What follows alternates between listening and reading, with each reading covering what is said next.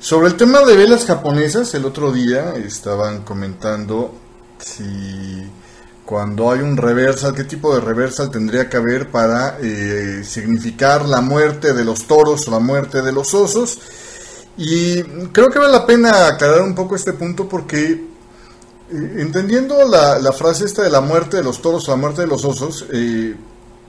quieres decir o implica más o menos la idea de que los que estaban vendidos perdieron, por eso es la muerte de los toros, de los osos, o los que estaban comprados perdieron dinero con el movimiento del mercado y entonces es la muerte de los toros.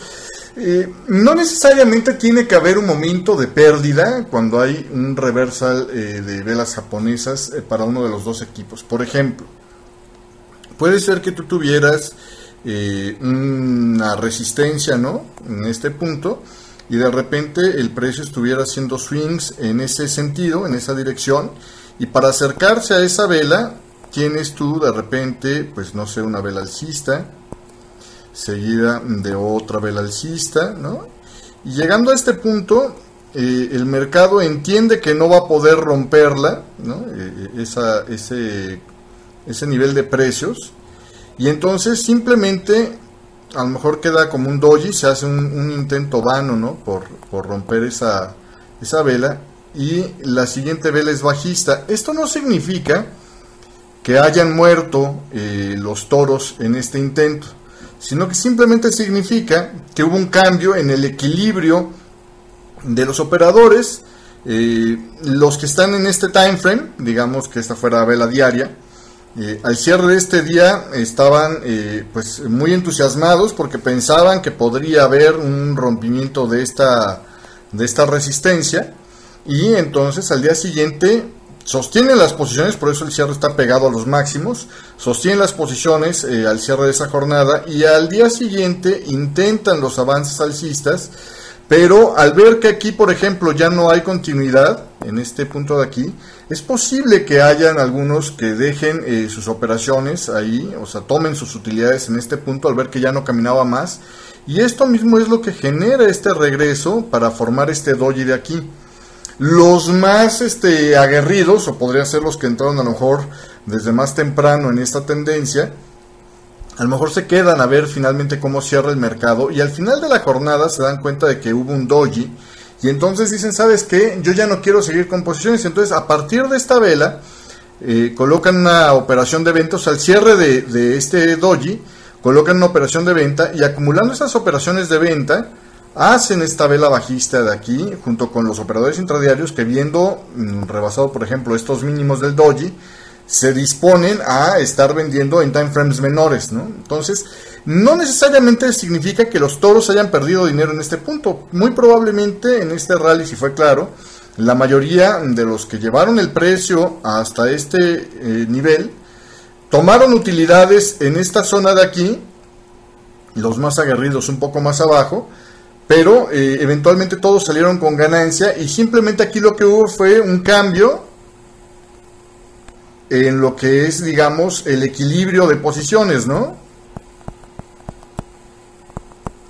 Pero no necesariamente muerte. Muerte, cuando lo referimos como tal, estamos hablando de cuando hubo una sorpresa. Por ejemplo, el mismo caso, ¿no? Tienes la misma tendencia alcista,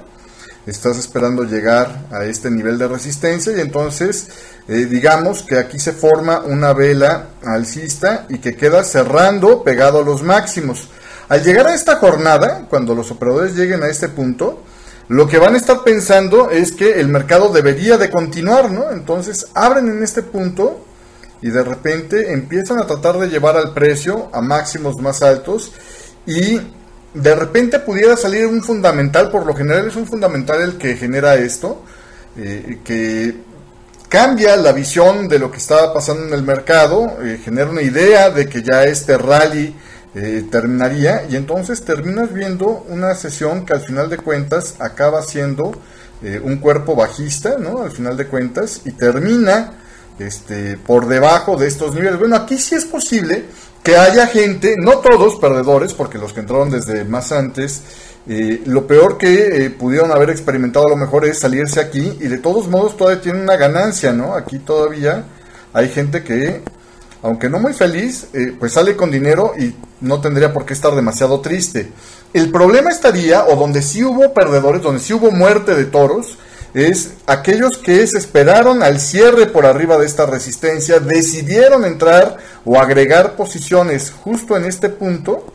porque estos sí, a la hora de ser sorprendidos por este movimiento bajista, terminan estando en pérdida ya hacia este nivel, ¿no? Y entonces aquí sí, ya estos de aquí sí tienen una pérdida y sí podríamos hablar de gente que está terminando con la muerte en esta posición alcista. Y lo mismo pasa al revés, imagínate todo al revés y sería la muerte de los osos, ¿no? Pero cuando hablamos de muerte, lo que quiero decir es que hay un grupo que está perdiendo y no todos los reversas tienen que ver con muerte. Las muertes más bien tienen que ver cuando hay sorpresas en el mercado y cuando hay sobre todo, por ejemplo, trampolines invertidos, como este caso, para las tendencias alcistas, o trampolines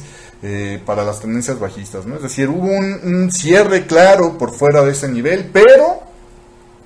o hubo un cierre lo suficientemente